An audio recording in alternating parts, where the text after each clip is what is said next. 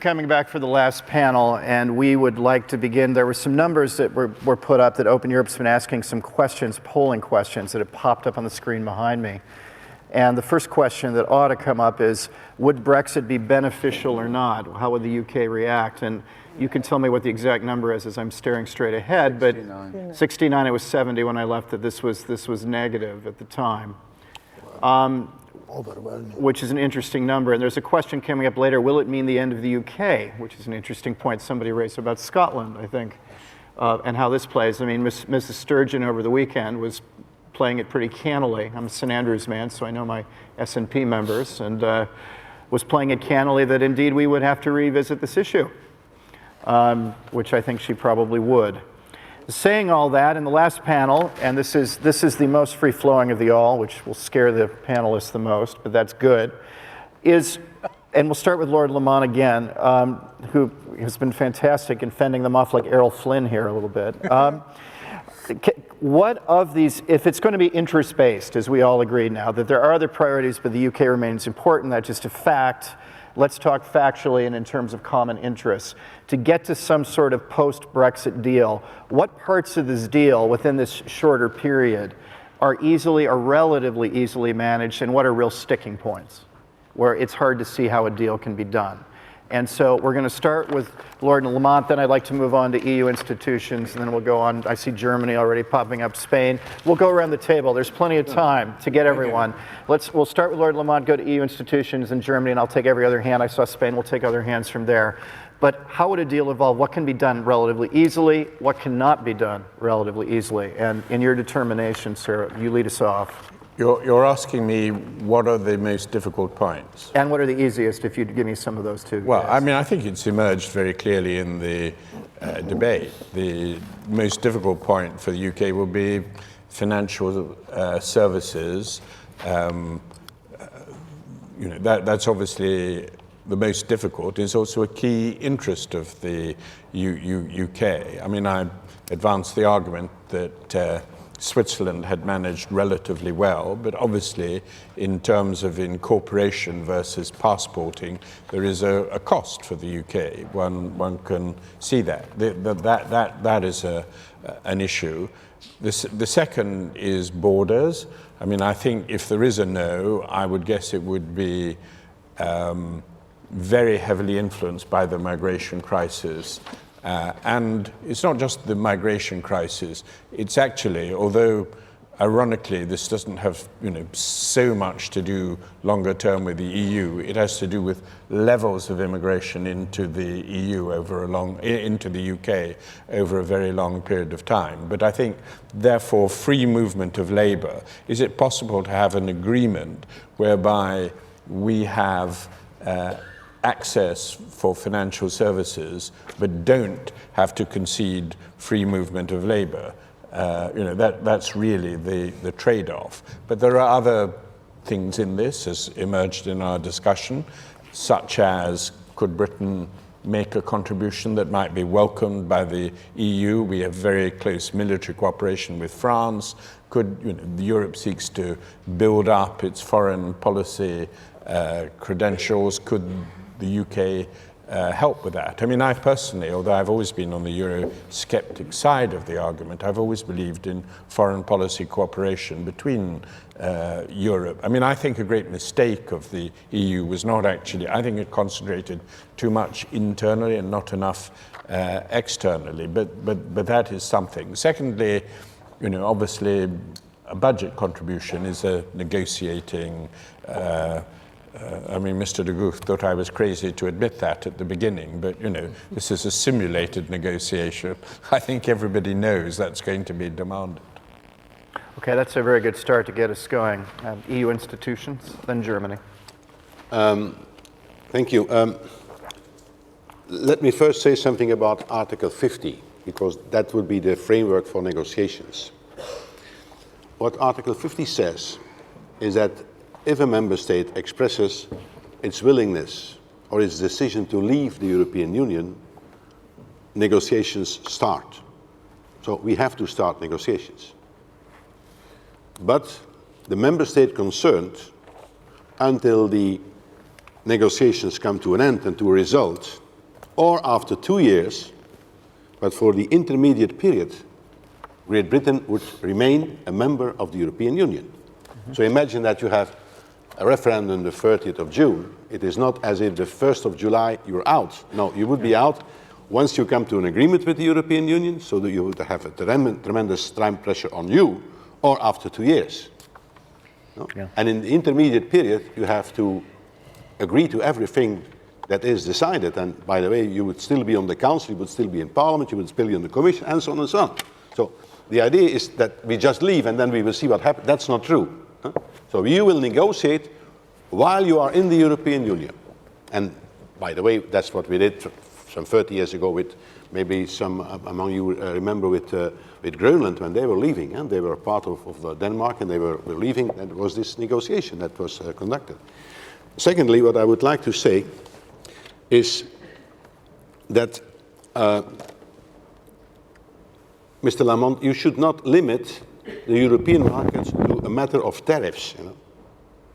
The biggest part of it, it's about non-tariff barriers, it's about norms and standards. And I cannot see that the European Union would allow you to, well, have, let's say, free riding on the internal market and not respecting the legislation that is decided and that in fact makes this internal market working. To limit the internal market to tariffs, that's not realistic. So that's also why with Norway, well, they accept also the non-tariff decisions and all regulations and so on. And you know that now there is a case with Norway because we have changed the rules with respect to offshore drilling and so on and so on. And they say, look, even there they have to follow suit. And so the idea that you can limit the internal market to tariffs, I don't believe that is very, very realistic. Last remark. On the financial services, I think the most difficult point for you would be about passporting. And you realize that because, I mean, you have been in charge of it. You know perfectly how the system works. And, well, Europe would never agree to passporting, open passporting for British financial institutions, unless you would also agree, at least to a certain degree, on the supervisory powers of the European Central Bank. Because if not, that would break up the whole monetary union. I mean, you cannot have a free rider, and your banks would become, in fact, but your operations in Europe, they would be under the supervision of the ECB, provided that they reach a certain level, you know, a certain benchmark. So the whole idea that you could be in with your financial services and not controlled by the European Union, I think that too is very unrealistic. Germany and then Spain. So the case is there. What would Germany do? First of all, I would require legal advice from the Commission. What we need from the UK for this UCTA, I think, United Kingdom Trade Agreement. So that means you have to deliver, Lord Lamont, you have to deliver all the regulation for fishing, agriculture, industry, okay, which we can combine with the ACTA trade agreement. So it's the same like we did with Canada. They had the regulatory framework. You have none at the moment. So probably I would ask legal advice from the Commission. What do they have to deliver? See what they can deliver and what they put on the floor. A very crucial point, you pointed out that we have an intense relationship, is the standard question. If German, French, Netherlands industry will probably not accept that we allow market access on different standards. We haven't done that, for example, for issues of Canada, for chemistry, I think. Karel knows that better. So the standard question will be crucial to... Unless you agree on equivalence, but that's a very limited percentage. Yep, but okay, but in this very case, we don't have a framework yet. They're used to our European law. This is nothing new. They have to establish all the national framework. This is a good job for lawyer. My next life, then I would be a lawyer here in the UK and worth a living. And number three, probably I would I would ask for something. How will the financial relationship, like we have with the deal with Norway and others, I think, will be between the non-member UK and the European Union?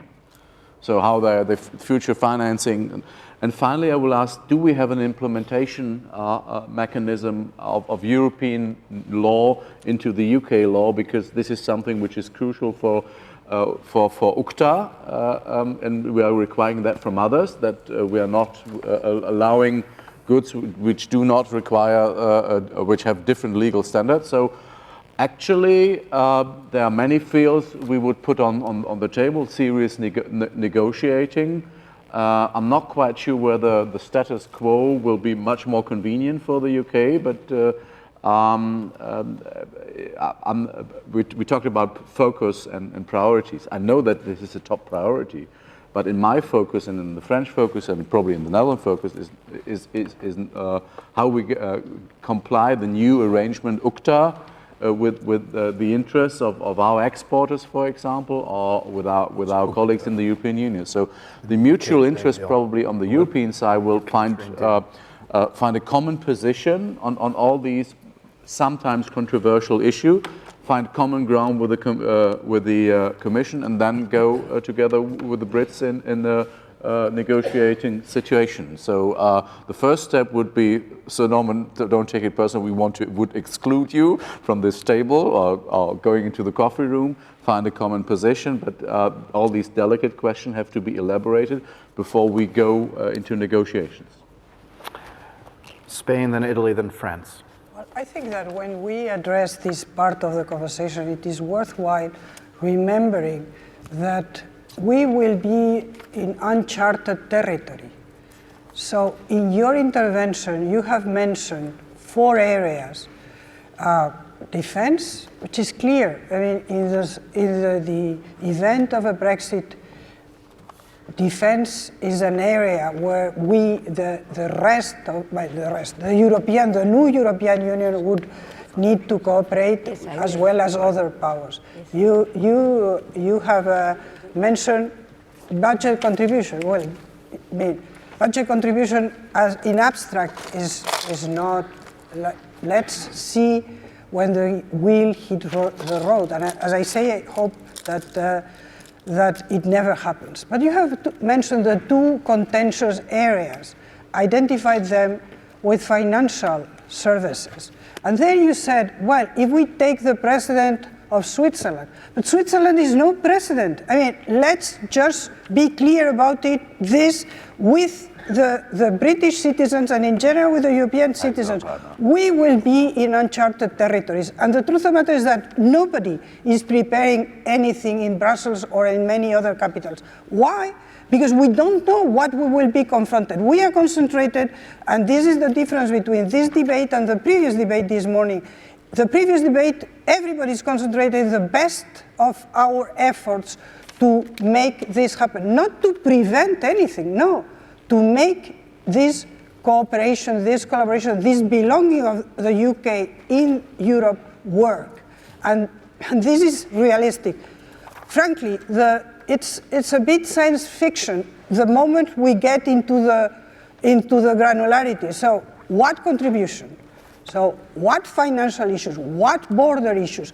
Don't take as a precedent in these areas, as I say, neither, I mean, yes, legally, the president of Greenland is a precedent, but in terms of weight, it has nothing to do. No. The Brexit. That was just about fisheries. Yeah, of course, it was about fisheries.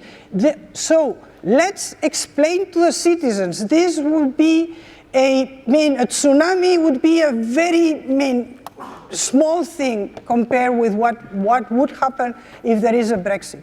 And frankly, just to limit it to problems on financial services or on Switzerland or on borders, it's very limited. Finally, my last word, I fully agree with our colleague or our Polish colleague. I mean, this would give wings to the populists of all stripes all over Europe. And you have mentioned Spain and France, it's also true for many other countries. And this is something that, of course, we have to take into account. Thank you for that. Italy, then France, please. I think maybe the easiest topic to solve will be the foreign security one, because of many reasons, but first of all because it is the less communitarian topic. So it's a topic in which we are used to word as intergovernmental cooperation. So, and we will be confronted with crisis abroad, so it will be necessary to work together since the beginning. So I don't see any big problems there. For the rest, I see many problems for Europe, of course, for the European Union. There's a list of problems. The top priority for me is the fact that without the UK, the push for a better internal market, a performing internal market will be weaker. And for me, it's a big weakness for Europe. The main problem would be, of course, about financial services. What I heard about models here and also out of here. Norway, Switzerland. I was in the city some days ago, somebody mentioned Singapore and European Singapore. Frankly speaking, I am astonished that for the UK, the model is Norway, Switzerland, and Singapore. The UK, one of the leading countries in the world for centuries, can be here discussing about being a big Norway, a big Switzerland, or a big Singapore.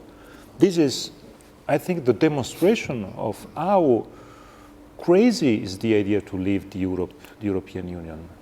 And also because the UK is very well performing in this very period. It's the country in Europe with the best performance in the European Union, not out of the European Union.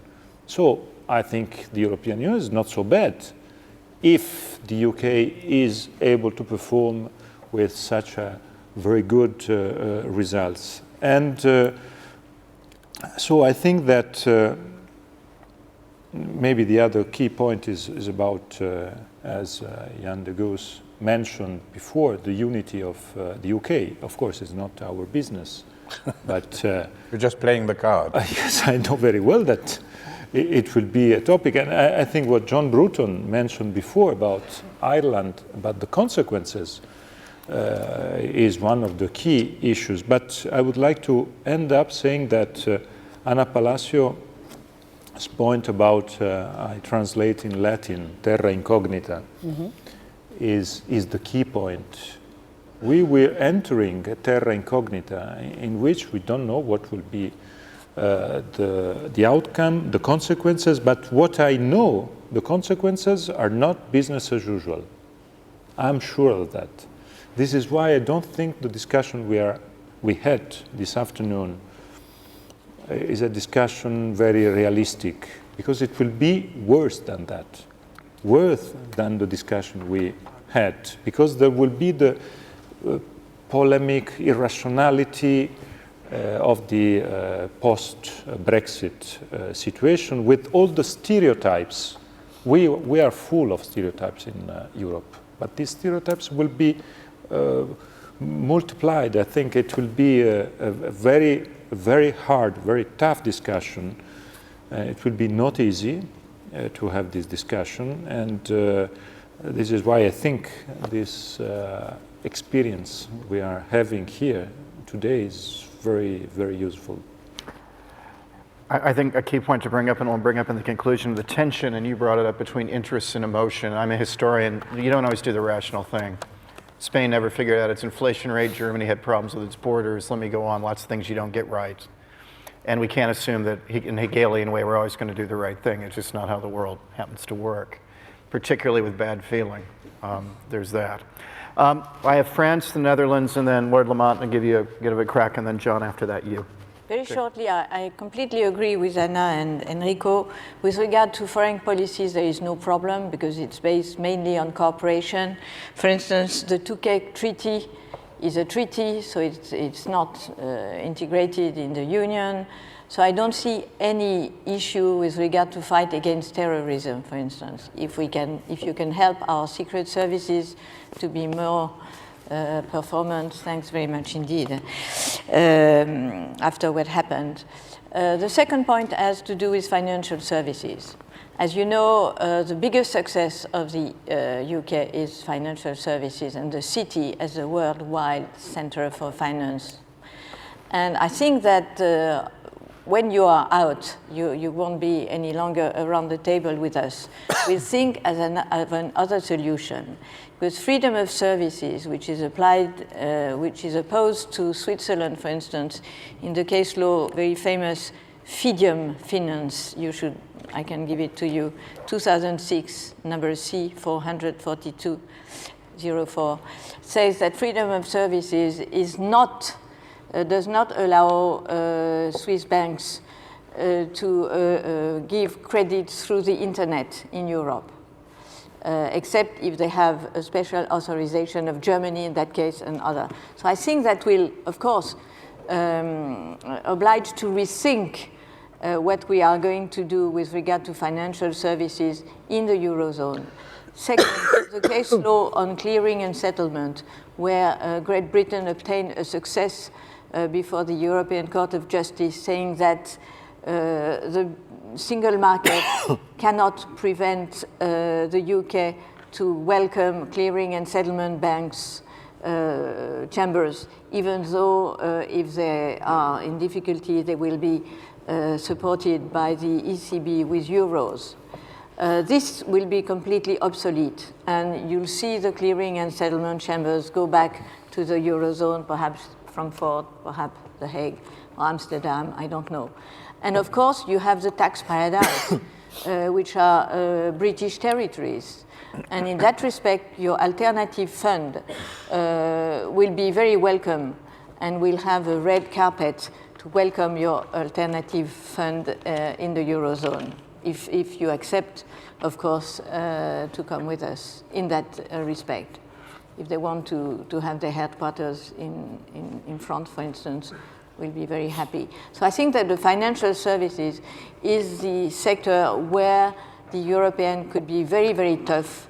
And as you know, for instance, the 4 biggest banks of France have all their infrastructure now in the UK, not in France. And it's probable that politicians would ask them to come back because it's really very profitable, and symbolically the Eurozone will be the focus of the European much more so than it is now if, unfortunately, Brexit, which which the French government thinks is a disaster, does not become a reality. So financial services is really the main danger for the UK, I think. The Netherlands, then we're going to have Lord Lamont have a go, and then Ireland. Yes, indeed, to join the chorus in addressing the financial markets and the financial services.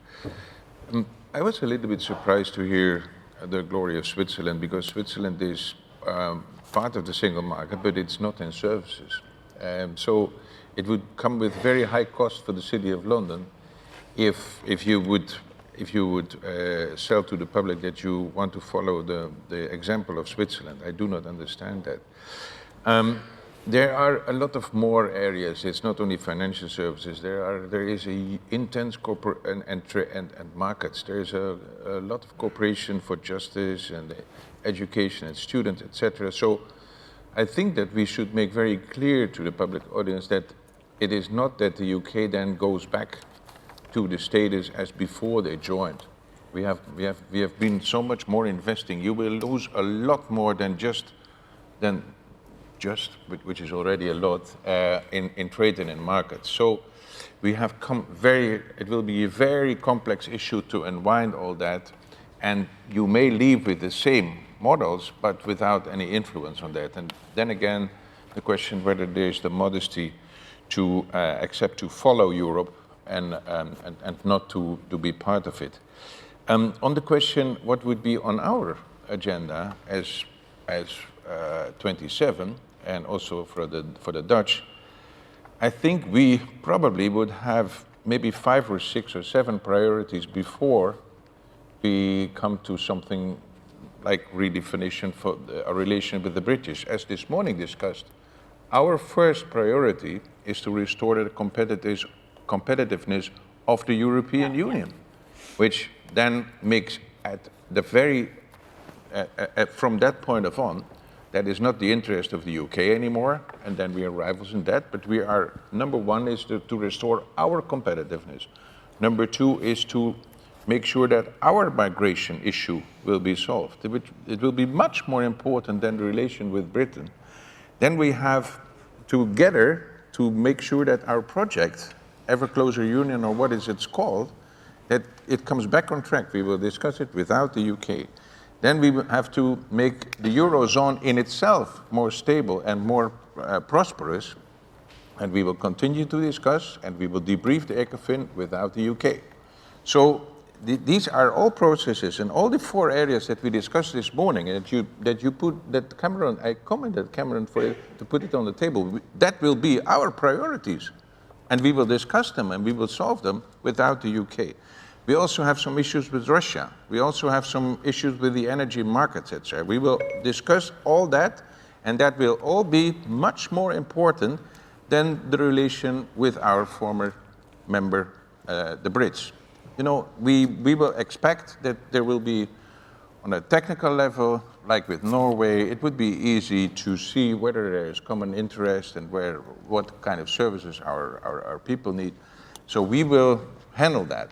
But our priorities will not be to renegotiate a deal with Britain, will be other points. Let me make one final point. We have some experience in the Netherlands with referenda.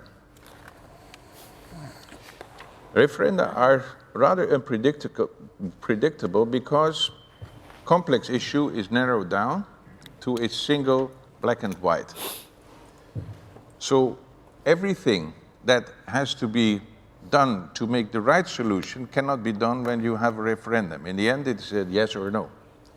So it's very complex. We had a referendum on the new treaty, and like in France, it was voted down. I was sitting in the room. Referendum in April, by the way. And we have the referendum for Ukraine as well. On Ukraine. On Ukraine. Yes. Oh, God. So I was sitting in the room with Ruud Lubbers, and we said, how can it be that people are voting against? And then people were asked, why are you voting against? And they said, we don't like the euro. Was the referendum about the euro? Not at all. So the referendum will be on something else than what is put on the table. It's rather difficult, it's unpredictable. And, you know, I think that here, if we have time, there is time scheduled until 4:45. It would be, I think, a good idea to reflect a little bit with the experience of this afternoon to come back to the issues of this morning. Would there be a somewhat higher interest to come to a solution on this level, on what we discussed this morning? Because I agree fully with the public. It will be a disaster, not only for you, but also for us. So let's come back to the discussion of this morning. Would there be somewhat more interest to come to a solution on these issues? Lord Lamont, is that all right? Lord Lamont, and then Ireland, and then Sweden. Do you have just interjection? Okay, brief interjection. Great. Very quick then. I mean, I can agree upon very much what has been said, but it's more for interest. I would like to ask, what will the British people feel then that should be so positive with Brexit? What do you think then that where can they feel the difference? I mean, we are still talking about a lot of negotiations and agreements and so on, but what would be the huge positive thing for them leaving EU? That's a good question. Well, it's a difficult question to answer. I know that, but I would guess it varies across different segments of public opinion, but I would think, one, it is partly to do with an impression of the EU as passing too many intrusive, unnecessary regulations and laws. Sometimes I would admit, I would agree, this is a caricature, but this is very deep in the media, and it's made a deep impression on the British public. Secondly, and I think more seriously, there is a fear that our parliamentary democracy is, how shall I put it, Rodney Leach had a very good phrase, partially compromised, that we don't have as much freedom to make regulations for ourselves. This is felt by a section, not necessarily an overwhelming, probably in the political circles. This is felt, particularly in the Conservative Party, felt very strongly. The third issue is obviously immigration, and there is a feeling Britain is a crowded country, that the levels of immigration are just higher than we can absorb, and net immigration in this country has been running at the 300,000 per annum for a long time. But you will have even more asylum seekers, I mean, on your side of the border than in Dover instead of Calais, isn't it so? Well, I don't see why that would necessarily follow. I don't think people are going to be able to run through the tunnel simply because we've left the EU, and I don't believe the French government would behave irresponsibly in this matter. I think that's just a scare story that is put through. How are people going to get here? They can't swim. They can't go just walking through the tunnel, even though they unfortunately try to do that. Would you like me to try and answer? I'll try and answer. I mean, there were so many questions raised. Please try. Although I thought I had the mistaken perception that you asked people to make constructive comments about where we could find agreement. That was a long time ago, yeah. It seems to me people were really seeking to go over the debate that we had this morning, which I felt was rather sad. The point was made about competitiveness, and you were saying Did you comment that the debate this morning was rather sad? Was what? No, going back to it. No, I didn't say that. I said it was rather sad that we had to go back to the debate this morning.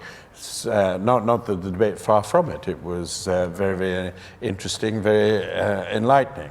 Various points were made, and I can't cover them all, but I'll try and mention as many as possible. You made the point about the competitiveness being the top priority for Europe. Well, about time too. I remember the Lisbon Agenda, and I've been waiting ever since for the Lisbon Agenda to be achieved, for Europe to achieve its competitiveness. It's because the British didn't want it to be achieved, because you imposed the method of coordination, which is nothing, and that's partly why well, I don't know why it wasn't achieved, but I know it's been around for a very, very long time. The competitiveness of Europe is declining. That is one point that makes a great impression, obviously, in this kind of, we talk all the time about the largest single market, blah, blah, blah. But, It's not blah, blah, blah. Well, it'll be overtaken. It won't be the largest single market for long. Europe is declining. Europe is relatively declining. There are faster growing markets elsewhere. That is... Which one, for example? Well, the United States is going to grow faster. The Chinese market is going to overtake. That's what I wanted you to say. Because if China wants to recap us, they need another 20 years of 10% growth, And do you really believe that is realistic? Well, depends by which measure you take it. By some measures, the Chinese economy is very close to that of the United States already. Some people argue that the Chinese economy... Well, Europe's share of world trade, this I think at least is incontestable. And your competitiveness will improve from leaving? Well, we believe that the freedom to make our own regulation, the freedom to have our own currency, has actually been one of the reasons that we've had a faster growth rate. We've had the fastest growth rate in the G7 in recent years. We are growing far faster. That is a consequence, I think, partially Not the conclusion of what the No, Big I think Bank the of euro. England says. I think the euro was a historic mistake, and the euro has been a disaster for the EU. And when you were asking about British attitudes, I think they're very much coloured by the fact that we are not in the euro, don't want to be in the euro, You said and the that euro you wanted is not. to reinforce that you were interested in the stability offered by the euro. Because the stability offered by the euro is key for companies. If what happened to Greece is stability, I'd What would prefer volatility. what would happen to Ireland if we don't have the euro solidarity, and what impact would that have been to the United Kingdom? Well, so actually, if we have a serious debate here, actually we cannot just walk on the surface. And this, Mr. Bruton may contradict because he knows better, but in this very time, the solidarity and functionality of the euro mechanism was helping one of our member states not to implode. And I'd like to remind you, Lord Lamont, that some British negotiators were participating because they felt, at least at this time, that it was a good thing to stabilize the Irish banking system. And thereby stabilise the European and global banking system. Yes. This wasn't charity. This was this was not for Ireland. This was for mutual benefit. This was I agree on that one. Europeans behaving rationally to protect the Irish and Irish banking system, but in that process to completely agree. Let Lord Lamont go on. We have disagreement over the I apologise for having set off the hair of the euro. I think in the UK it would be widely incontestable the euro is a disaster. I can see that does not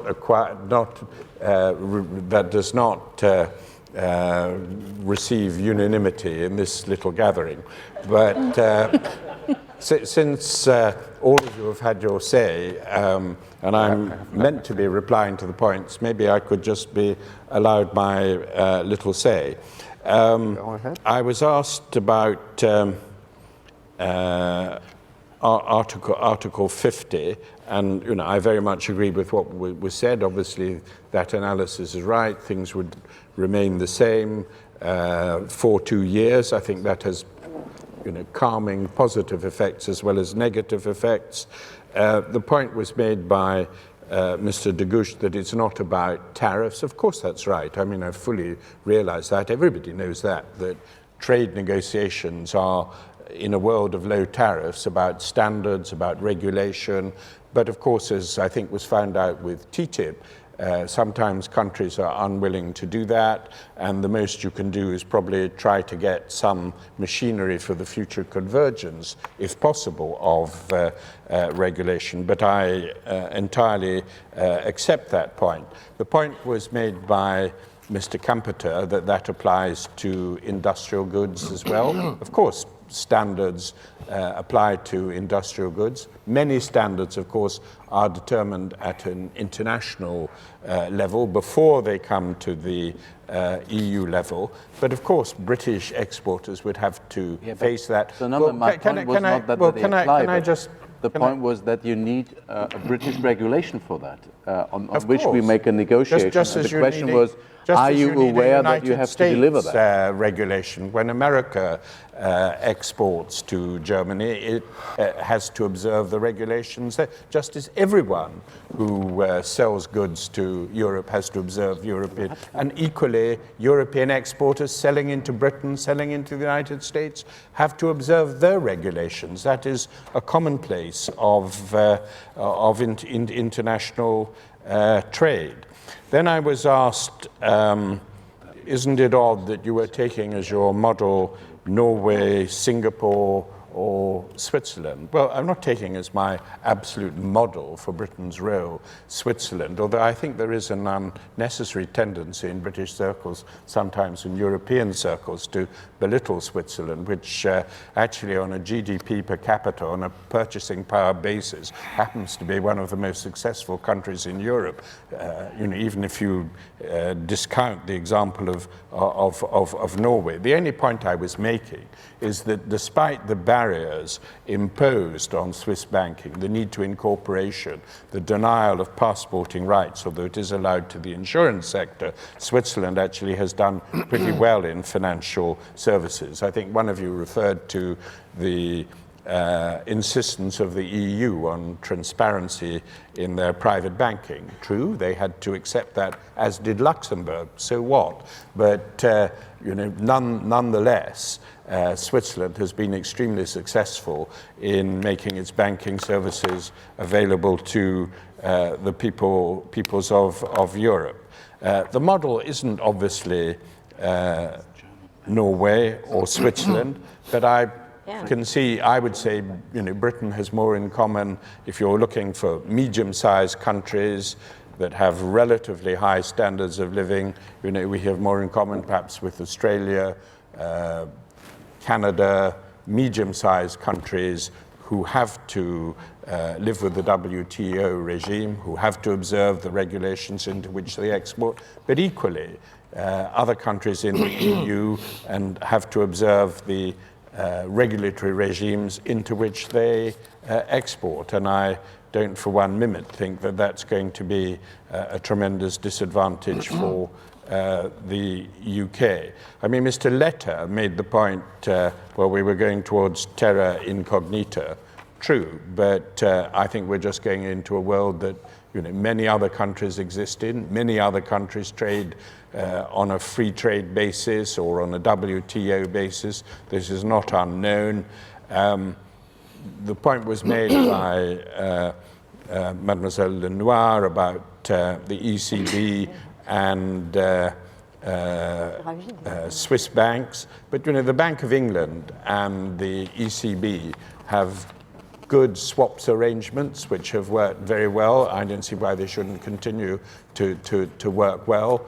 They have swap arrangement because it has been said by the court in Luxembourg that clearing and settlement chambers have to be in the UK if they want.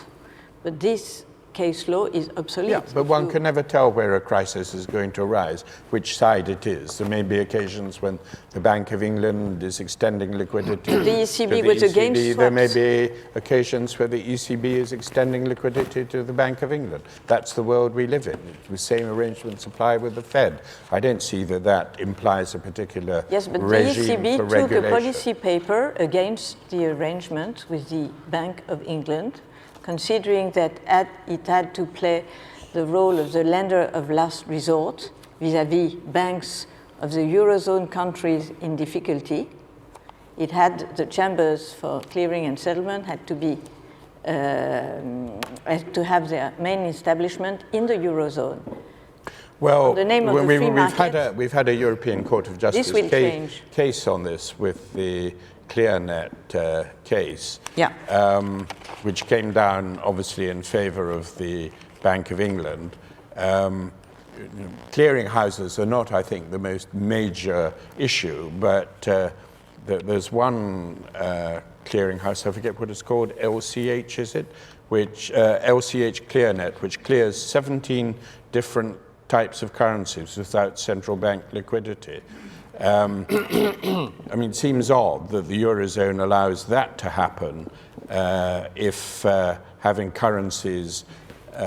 clearing in currencies depends on having the lender of last resort behind you. 17 different types of currencies being cleared within the Eurozone. And also, I would say, if you really have this great ambition for the euro to be an international currency, you seem to be taking a very restrictive, protectionist attitude towards it. Surely, as with the dollar, you ought to allow it to be traded and to be cleared worldwide on an international basis.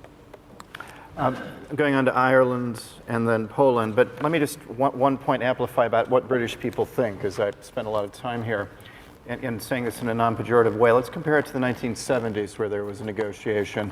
Not much came back from Wilson, and at the end of the negotiation, the British voted overwhelmingly to stay in Europe in their transactional way. Why? Well, Europe was growing at the fastest rate in the world with the highest productivity in the world, and if you don't care about this issue and you just know that, you'll stay in. That is not the feeling now, without picking on anything, because I'm aware of the Herculean struggles of keeping the euro together. But that is not the fact now. There are seen other markets in other areas of the world, without going into which ones will last and which not. You're right, the Chinese are 25 to 30 years away, not 20. It'll be longer if they're lucky, and they know that. There are problems with every area, but it is not seen as self-evidently the shining light in the global community in a way in the 1970s that it was. And so transactionally, you can have a very different opinion if you don't follow this issue very much. Geez, youth unemployment, I don't know if I want to get into that.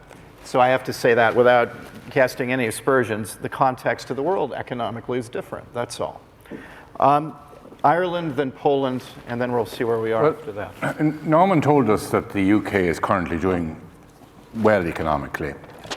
If so, it's doing it as a member of the European Union without the uncertainty that's engendered if you leave the European Union.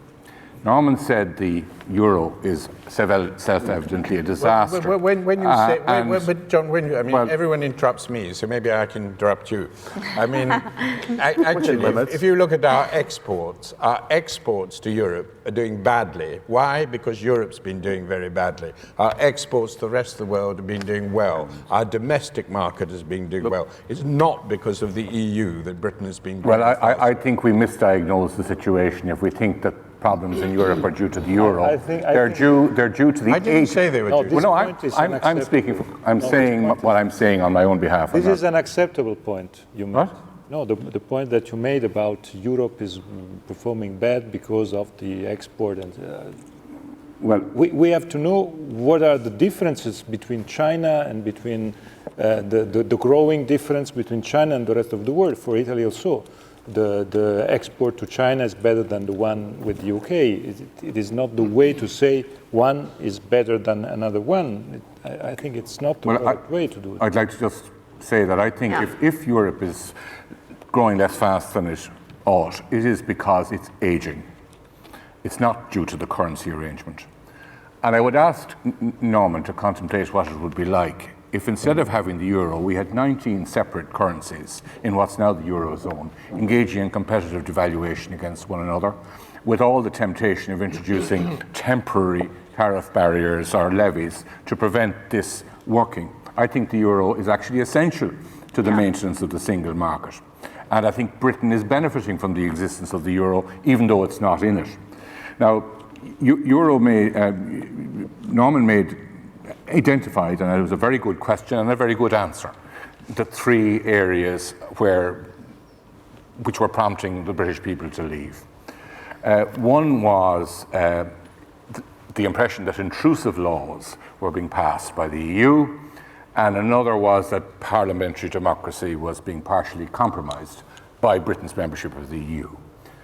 His solution to that was that Britain would negotiate something like the Canadians have negotiated. Well, I just checked up the Canadian agreement in regard to technical barriers to trade and what sort of input the Canadians have to EU laws.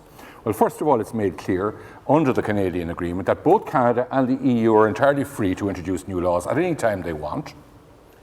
All that the Canadians are being granted in terms of influencing that is some form of regulatory cooperation forum, where it is stated they will be able to exchange information and experience. They will have no decision-making powers and only will be allowed, the Canadians, through this forum, to provide suggestions to the European Union.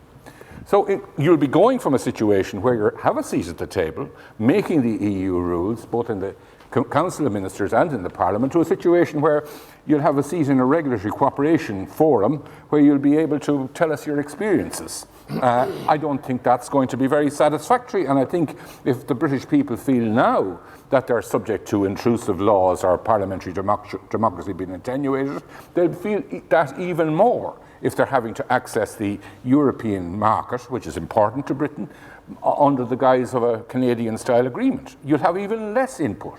You'll have even more parliamentary democracy alienation. The third point that Norman mentioned was immigration. And I speak as an Irish person here. One of the solutions that he mentioned as to where, if we had to have passport controls to control immigration, that instead of having them along the very long border in Ireland, that in fact you'd have them in Stranraer and Liverpool. In other words, that the whole island of Ireland would be sort of treated as one from that point of view. I just say this in all seriousness. The implications of that and the impact of such an arrangement of that kind that would have on the unionist community in Northern Ireland, who feel a great attachment to London and who sort of regard being part of the union as their identifier. If they feel that they're going to be treated as if they're not part of the union as far as passport controls are concerned, I think that will do terrible damage to people who call themselves loyalists, and they would find that in order to reach a convenient deal, these loyalists were sort of lumped in with the rest of the island of Ireland, and which they have certain views about. You rightly, however, said, Norman, that we haven't been terribly constructive in terms of suggestions as to how you solve your problem. Now, admittedly, it's a problem you've created for yourselves, but that's as it is. If I were to try to or advise David Cameron, I would say focus on the areas where Britain is already strong and look for Britain to get stronger. Where you're already strong is in the area of services and the export of services. And insist as part of your negotiation to stay in the European Union on the completion of the single market. And use the British negotiation opportunity to force those member states, and some of them are represented around this table, who've been blocking the opening of the service market. And this includes, shall we say, one of the federal republics that we have in the European Union, where the biggest blockage is at land level rather than at federal government level. Force the Germans to open up their service market to British goods, which is now closed, and say that you leave the European Union unless the Germans open up their service markets and the French open up their markets for other forms of service. Use your threat to achieve something big for Europe, rather than looking for exceptions and exemptions and all that sort of thing. That's my not very helpful, but it's very constructively intended advice. That is helpful. We have Poland, Germany, and then Sweden, and then we're going to go back to you. It's too much for me to answer. All right, 3 to 5 minutes, and then we're going to move this on. Well, I just say, I mean, on the Canada thing, of course, what people object to about the regulations is that they apply not just to when we're selling into the single market, but the regulations apply domestically as well. Now, obviously anyone selling into a third market has to observe the regulations of that market. That's where I don't accept the force of what you were saying. In any transaction of an export nature, people have to accept the regulations that apply there. But if we were not in the EU, the burden of regulation on domestic industry would at least be have two standards. diminished. You will have double standards. But this applies to everyone in the world. No. Everyone who sells into the EU, unless they've got some special arrangement, has to observe the regulations, which are probably different from their domestic regulations. United States people selling into the EU have to observe EU standards, probably standards they don't have in their own domestic market. So that's that is. But when you have but that's very, very rare what you are. The situation that you're now describing, because the countries that import into the European market or export into the European market, excuse me, in those sectors they export to the European market also adopt our regulations and apply them also domestically, because it's very, very difficult to manage an industry, for example, with double standards. Take a very practical example, REACH. That's on all chemical products. I cannot see that on the one hand, and you would have to, that you would respect REACH for all your exports to the European Union and have a different system inside Great Britain. That simply is not operable. That simply doesn't work. You know, it's not true what you are saying. Well, it happens in the United States, happens in Japan. It does happens not. with many countries. No, it does not. I mean, it really does not. Take, for example, the United States. In those sectors where they really export, where they have a real market in Europe, they have the same regulations. On an arrangement that is bilateral, yes, but they have it because everybody realizes that you cannot have a double system. So, Norman, I raised this point earlier. If they have a common system, it is because some of these regulations do not originate 100% from the EU, but they originate on international bodies, standards bodies that apply to each industry, standard bodies that are negotiated by numbers of countries wider than the EU. But there is no way the United States accepts a regulation passed on the 1st of January by the European Parliament or the Council of Ministers and then just decides that is fiction. That does not happen. But then they cannot export. They have to comply when they export, but their domestic regulations are only the same when that is the result of probably internationally agreed standards. REACH is a European regulation. Okay, I'm intervening briefly because Anna has to leave in literally 2-3 minutes, and so I wondered if Spain had any last thing to say. Then we're going to go back to Lord Lamont to finish, and then go on to Poland, Germany, Sweden, and wrap up. That's what we're doing. Anna? Well, my last comment is that all in all, I think that this conversation was very interesting. And was very interesting because it confronts us with something that, frankly, I still think it's a hypothetical situation that will not happen. But I think that it's good anyway to start thinking, and that we will have to live in this terra incognita, this uncharted territory, as I said. We will have to live in it. I don't think it will be good for anyone, but you can count on the interest of everybody, of the union, the then union, and that we would make the best out of it. This is sure. But you also can count that this. I think that on this I join all the studies that have been made, that neither on economic terms, not on stature in the international relations terms, it is going to be it's going to be a mess for all of us, but also you are not going to be saved in a kind of Noah Ark where you are going to go into this globalized world by yourself. No, frankly, it will be a mess for you as well. Thank you. Back, Lord Lamont, respond to that and the rest as you were, and we'll go on. Well, I agree. It won't be like Noah's Ark. If I remember rightly in the Old Testament, what does it say about Noah's Ark? That it was a vessel full of all strange creatures, and it moved slowly over the face of the waters. So I don't think it'll be quite like that. But thank you very much for being constructive and wanting this to have a happy ending.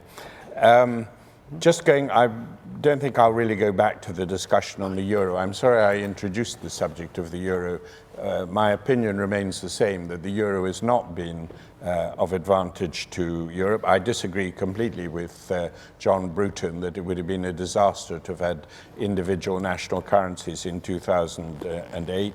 I think the euro economically has not worked to Europe's advantage, and I think the political implications in terms of where it leads to common budgetary policies, what Mr. Schäuble wants, those are things that are totally unacceptable in Britain across a very large spectrum of opinion indeed. But there's probably no... You seem to be more interested in the euro than others here. No, I'm trying to end the discussion on the euro, actually. You were introducing it. Well, it was introduced by John. On John's point... It was a disaster, actually.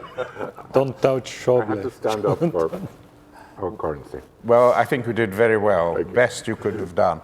I take very well what you said about, I take very seriously the issues you raised about immigration in Northern Ireland. I don't know the answer to that, but I do think the passport zone, is something we would seek in a spirit of goodwill, obviously, to maintain. Okay, Poland, then Germany, then Sweden.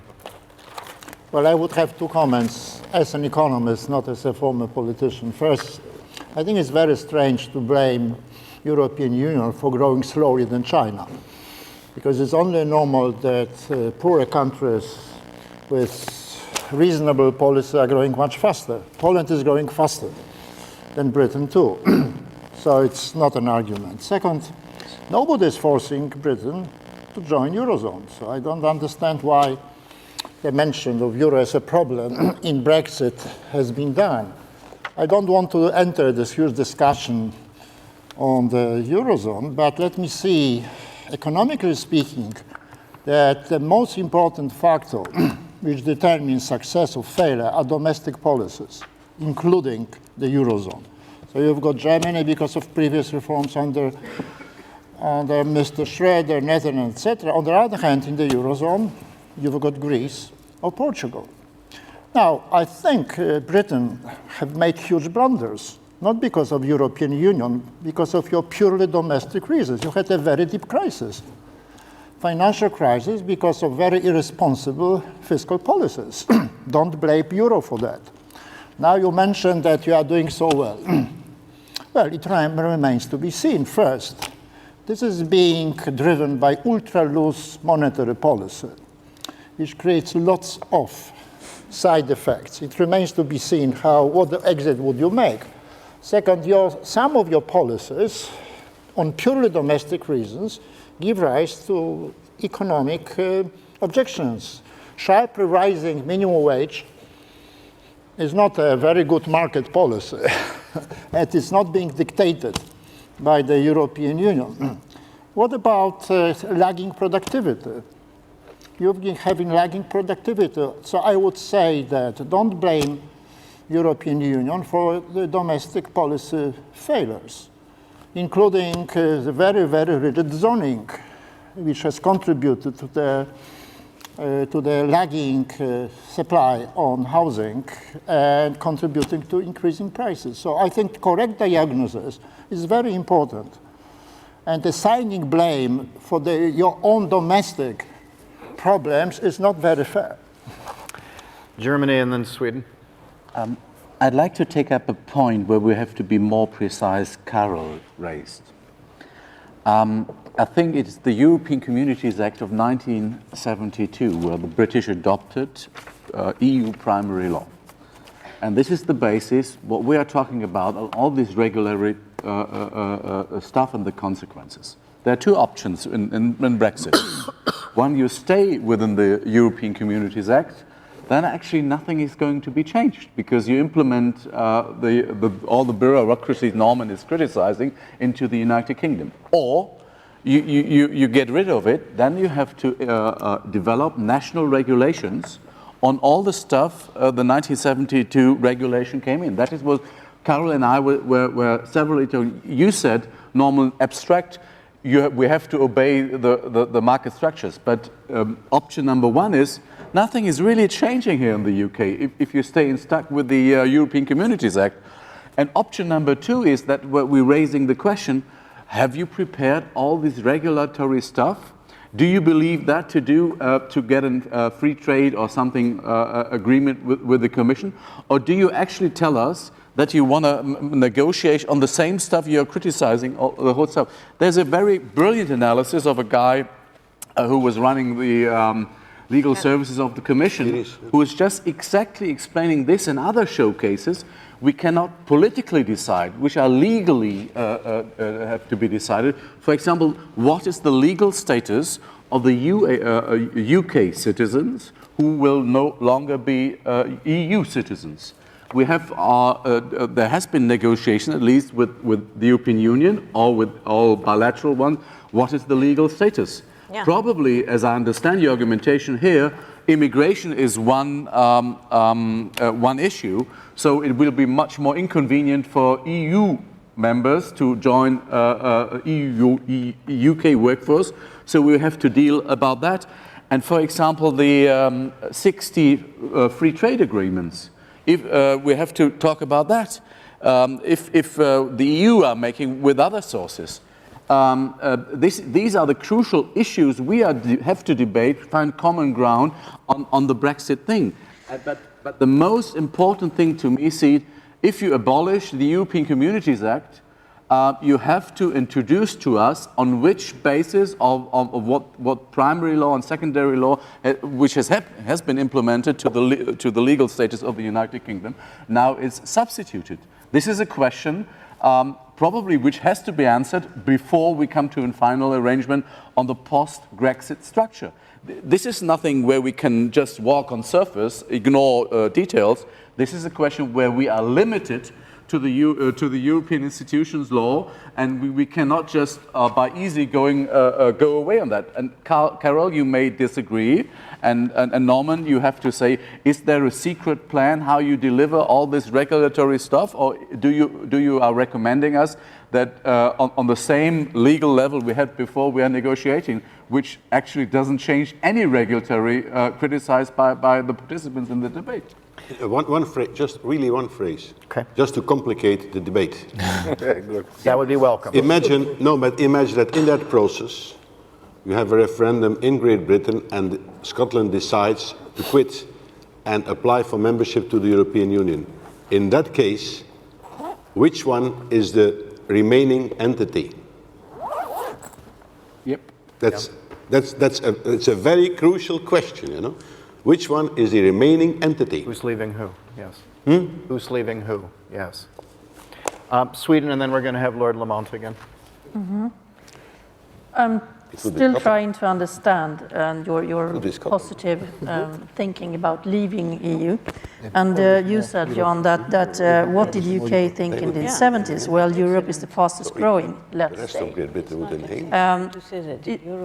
Is that how you're thinking, that it's not the fastest growing anymore, so that's why we have to leave and go somewhere else?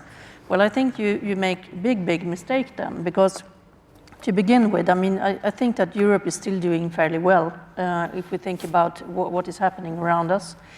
And for all the mature democracies, it is not a tremendous growth like it is for China, as you mentioned.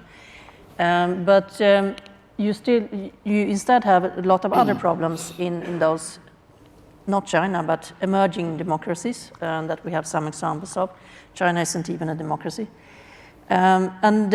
You say then that, well, you can have, or you can negotiate your own FTAs with these countries and think maybe that can go smooth.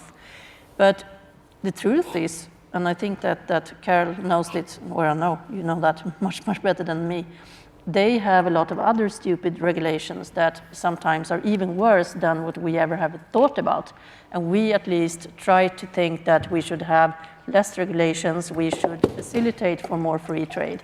But for many of these countries, it's still a lot of them, and they are also rather keen on to have new ones.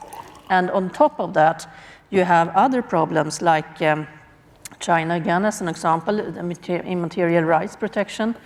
And we can see that now when we are negotiating about this investment agreement. And have you really thought about that you can stay within the European Union and have that trade with other countries anyway, if you think that we should put our focus away from Europe since it's not growing fast enough for us? We need to find new partners. I still can't see how you win with leaving the EU. I think that you will just create the same or even worse problems alone outside. Good segue to you, Lord Lamont. Well, a lot of different points raised. One of the points raised, very important point, about the repeal of the European Communities Act and what would happen to the acquis.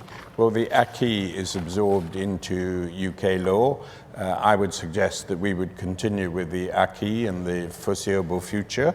Obviously, in terms of regulatory discussions that there might be between the EU and the UK, we could discuss over time what it was that we were thinking that we might repeal as it applied to the UK. Obviously, outside, we would have to apply it when we were exporting to the EU. But I don't think we would take a match to the acquis overnight, just the day we left. I think this is something to be considered over time and very slowly. On Scotland, I don't myself go along with the line that Scotland is likely to vote dramatically different from the rest of the UK. Social surveys indicate that attitudes on these questions are not dramatically different. It is possible that, just like Cornwall might vote differently, or some other part of England of the UK might vote differently by a small percentage, but we are a United Kingdom. I don't think the fact that one area votes would necessarily trigger another referendum in Scotland. I know the SNP say that, but actually what would determine whether the SNP held another referendum would be one thing and one thing alone, whether they thought they were going to win it. And actually, I think with the oil price where it is, it's not the ideal moment for Scotland to pursue that. As regards which would be the entity left behind, I thought Mr. Barroso had made it clear that Scotland, this is what I thought he had said, Scotland would have to apply for membership of the EU. It would not automatically become a member. Unless it's the remaining entity. Well, he said that it would have to apply, and I thought it was... No, that was before the referendum in Scotland. I thought then they were not the remaining entity. And I thought if you quit the other remaining entity. And it received very strong support, what he said, from the Spanish government. I'm sorry, our Spanish colleague has left. No, but this is another case. It was before the referendum. After the referendum. You cannot mix up everything. That was before the first referendum. And he said, look, if they decide to go it alone, then they will have to apply. Because in that case, Great Britain, what is left of that, would still be a member. Once you're not a member anymore, they are the remaining entity. And that would completely change the case. Yeah. It might. It's like that. Okay. It might. Yep. Well, the other point was just all this endless argument about which parts of the world are growing at which rate and what is the cause of it. I don't think I'm going to convince anyone by restating my view. My view is, perhaps it's over-influenced by the fact I negotiated our opt-out non-participation in the euro, a decision and a role I've never ever regretted. I don't think it would have worked at all well for Britain. If it works well for the EU, good luck to it, but it's going to require a lot of harmonization, a lot of integration, fiscally, control of public expenditure that I think many people in this country consider raises issues of democratic accountability, national elections being elections about tax, spending, what a government's priorities are. This seems more and more difficult to reconcile with where I believe the single currency will end up. Okay, Europe is recovering somewhat. To say that the UK is based on ultra-loose money policy, I just wonder what you think the ECB is up to. A little less. No, you're not accurate. We're just now to the final wrap-up stage of the day. We have about 10 minutes left. We really have 15, I'm lying to you, so that 5 minutes give for me there. A couple things that are clear, and I'd like you to comment on that. I thought, in terms of the discussion, you were right. The only practical things I have on what's easy and what's hard our military things will be relatively easy and that they're more intergovernmental. There's NATO to deal with, and we share intelligence all the time in a way that isn't very routinized, and so that will continue as our interests are in common over these terrible issues. I think that's right. What's hard, which you've said in a variety of ways, is services, and from Lord Lamont around the table, we agree that that is vital and the hardest nut to crack, and I think for the variety of reasons that's been a really good discussion as to how hard. I would make two broader points and then go to get final thoughts, and do keep them to like a minute because I want to get everyone in on this. And we'll just go around the table. We'll go to my right, so we end with Lord Lamont, and we'll go to my right. 2 points to make. I think that this is shown this morning and this afternoon that not only is there not a plan B, as Anna was saying, I'm not sure there's a plan A. We haven't looked at, as we did this morning, the actual detail of what Prime Minister Cameron has proposed, and I thought that was a very good discussion to do that. But I thought this was very good too, because the bad feeling came across, the brittleness about Europe in decline, and this is important. If I can see if it's your project, it's not about the euro. That's a stalking horse for. In 1970, you were the future. If people in Britain think you're the past, that's hard to swallow, and it explains how they vote. And you may very well argue that they're wrong, but they may still think that in politics. It's important for you to know that people do. They look at youth unemployment. They look at quarterly growth numbers for the last 10 years. Nobody's saying it's been easy and you haven't been heroic. I think you have. But to say that compared to emerging markets until recently, and yes, from a very low base, I know the argument, but those numbers are there every quarter. And that does affect public opinion. To say it doesn't is not true.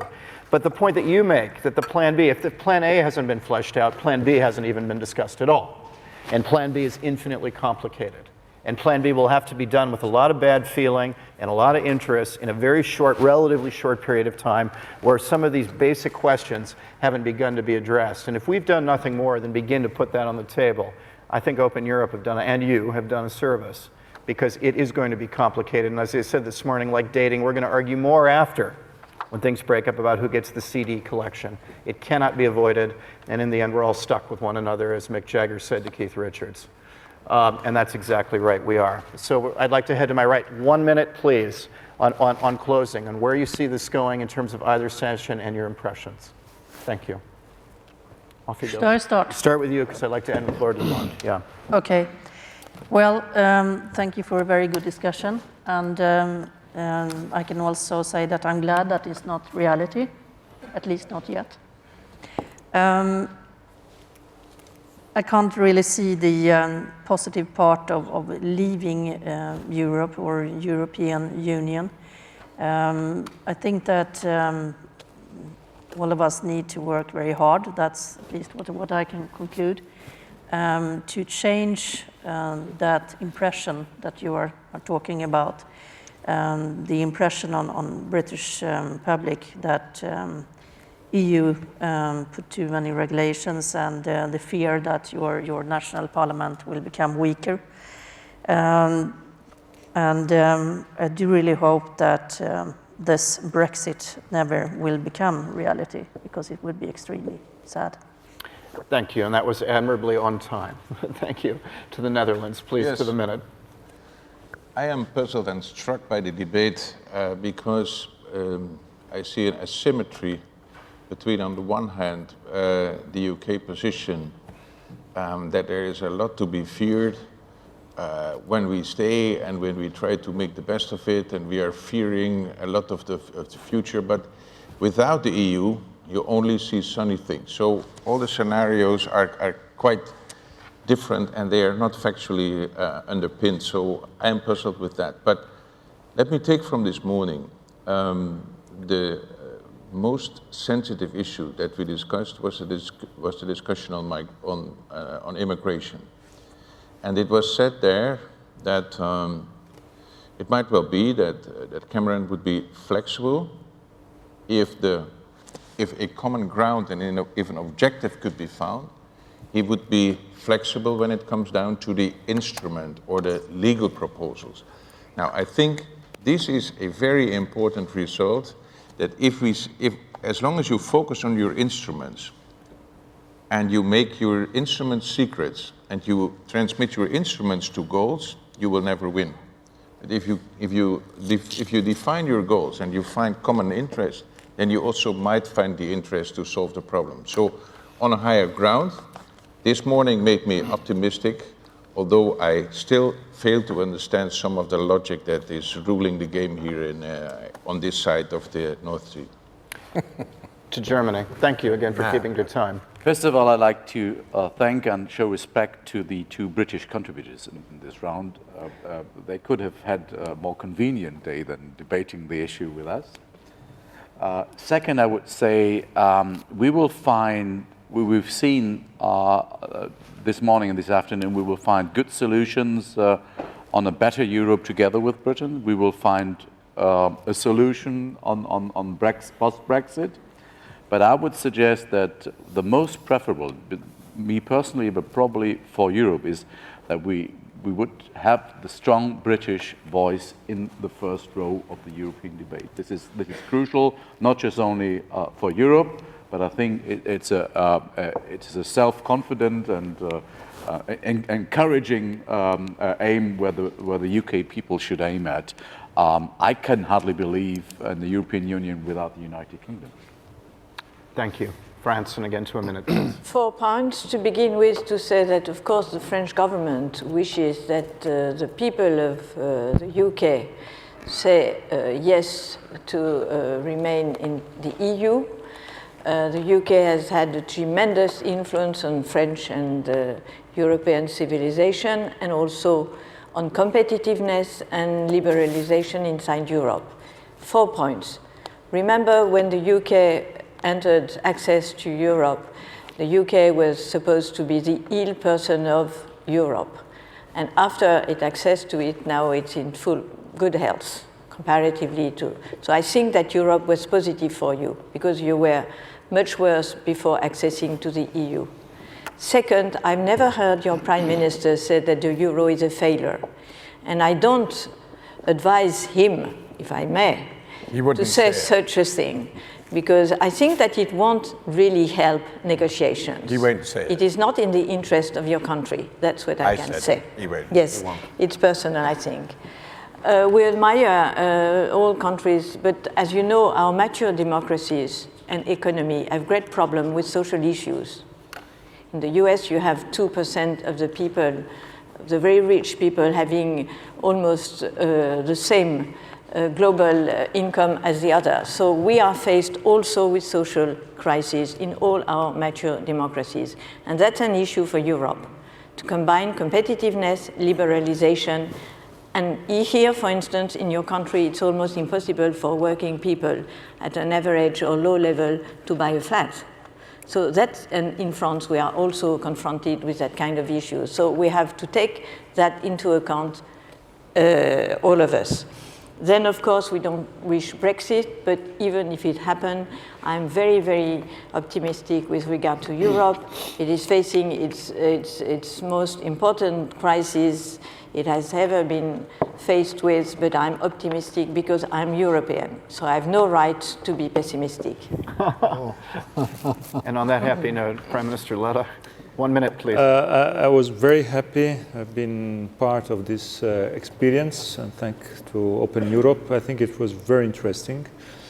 My final conclusion is that we are discussing as the European Union is the center of the world. That is not more the case. So in case of Brexit, we risk to have years and years of discussions and wasting energy, time, money, when the rest of the world will run without us. This is the key point. And we have to look at the big picture. The rest of the world is not waiting for us. The UK, the rest of Europe, I think we need to know that we are no more the center of the world. So please do not waste time on issues that are, in my view, we can solve these issues without drama and without years and years of chaos. Thank you. 1 minute, please. Yes, 2 remarks. First, I think the debate, once Mr. Cameron comes to an understanding with the European Union, the debate should not only focus on what Mr. Cameron has reached in Brussels, but also the debate on what would happen with Great Britain if they vote no should be conducted before the referendum.